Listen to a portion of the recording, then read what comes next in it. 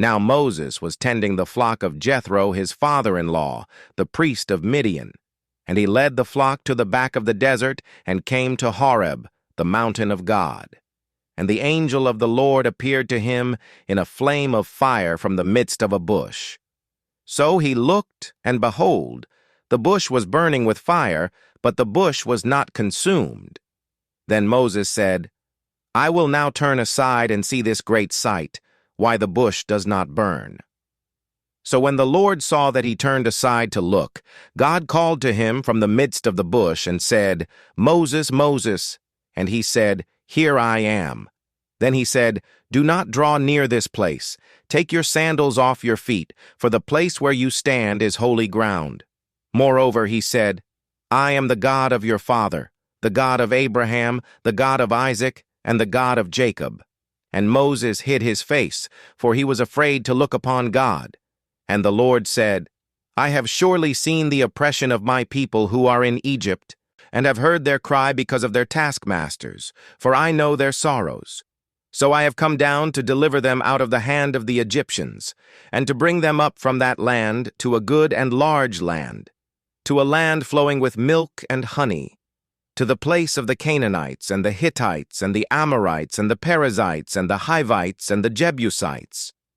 Now therefore, behold, the cry of the children of Israel has come to me, and I have also seen the oppression with which the Egyptians oppress them. Come now, therefore, and I will send you to Pharaoh, that you may bring my people, the children of Israel, out of Egypt. But Moses said to God, Who am I that I should go to Pharaoh, and that I should bring the children of Israel out of Egypt? So he said, I will certainly be with you, and this shall be a sign to you that I have sent you. When you have brought the people out of Egypt, you shall serve God on this mountain. Then Moses said to God, Indeed, when I come to the children of Israel and say to them, The God of your fathers has sent me to you, and they say to me, What is his name? What shall I say to them? And God said to Moses, I am who I am. And he said, Thus you shall say to the children of Israel, I am has sent me to you. Moreover, God said to Moses, Thus you shall say to the children of Israel, The Lord God of your fathers, the God of Abraham, the God of Isaac, and the God of Jacob, has sent me to you.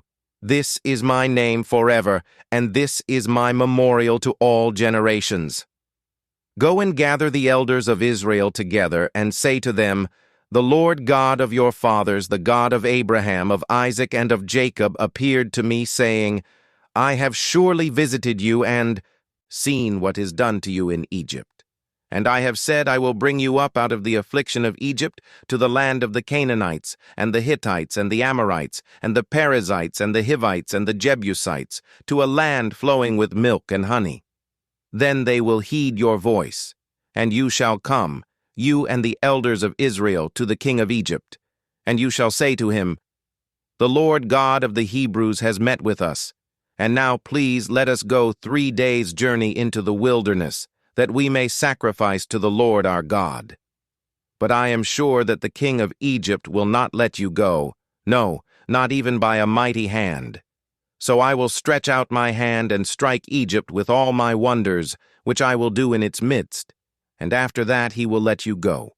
And I will give this people favor in the sight of the Egyptians, and it shall be, when you go, that you shall not go empty-handed. But every woman shall ask of her neighbor, namely, of her who dwells near her house, articles of silver, articles of gold, and clothing, and you shall put them on your sons and on your daughters. So you shall plunder the Egyptians. Then Moses answered and said, But suppose they will not believe me or listen to my voice. Suppose they say, The Lord has not appeared to you. So the Lord said to him, What is that in your hand? He said, A rod. And he said, Cast it on the ground. So he cast it on the ground, and it became a serpent. And Moses fled from it.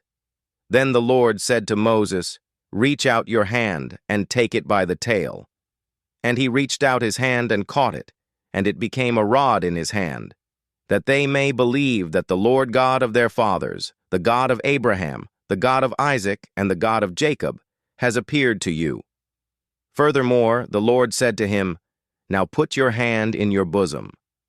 And he put his hand in his bosom, and when he took it out, behold, his hand was leprous like snow. And he said, Put your hand in your bosom again. So he put his hand in his bosom again, and drew it out of his bosom, and behold, it was restored like his other flesh. Then it will be, if they do not believe you, nor heed the message of the first sign, that they may believe the message of the latter sign. And it shall be, if they do not believe even these two signs, or listen to your voice, that you shall take water from the river, and pour it on the dry land. The water which you take from the river will become blood on the dry land. Then Moses said to the Lord, O my Lord, I am not eloquent, neither before nor since you have spoken to your servant, but I am slow of speech and slow of tongue. So the Lord said to him, Who has made man's mouth? Or who makes the mute, the deaf, the seeing, or the blind? Have not I, the Lord? Exodus 3:4, 1-11. God found Moses and gave him an assignment to lead his people out of Egypt. But Moses saw himself not qualified. This took God another time to have convinced him to take up the assignment. Let me tell you this. Don't disqualify yourself from that assignment from God. Maybe you have a dream or vision. Don't allow your background, level of education, nor your past experience to draw you back. Don't allow anything to draw you back. Note this, God will certainly back you to fulfill it.